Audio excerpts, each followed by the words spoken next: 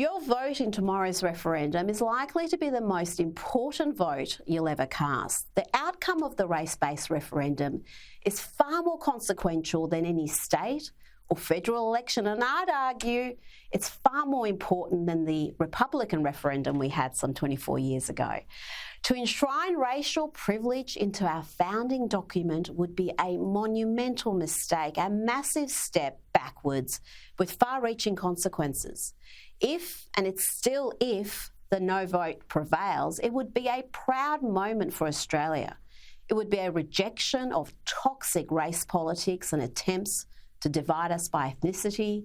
It would be a rejection of victimhood culture and the bigotry of low expectations. And it would be a triumph of a genuine grassroots campaign against the powerful, wealthy elite. Now, there was some interesting data from yesterday's YouGov poll, which revealed Australians are more likely to vote no if they have read the Uluru Statement from the heart. This YouGov data is backed up by other polls, which have shown that when exposed to the arguments of the yes and no camps, voters were more likely to back the no case. So much for Ray Martin's asinine dinosaurs and dickheads commentary. The evidence suggests those who have done their homework are more likely to vote no. And it's not surprising. The Prime Minister's claims that the Uluru Statement is a generous, gracious and optimistic invitation to all Australians, well, it's simply not true.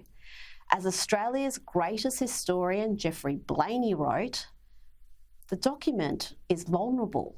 It condemns Australian people for misdeeds that never happened. He also went on to say the Uluru Statement is militant. It offers no sentence of respect or gratitude to the Australian people.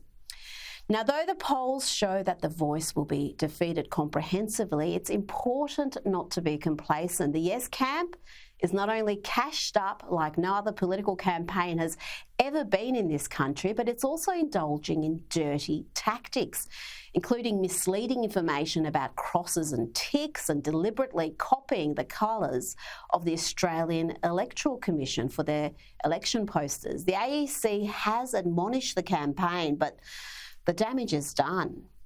This referendum has been enormously divisive, but we should seize the opportunity to pursue real, meaningful change, starting with a thorough investigation into the billions squandered every year.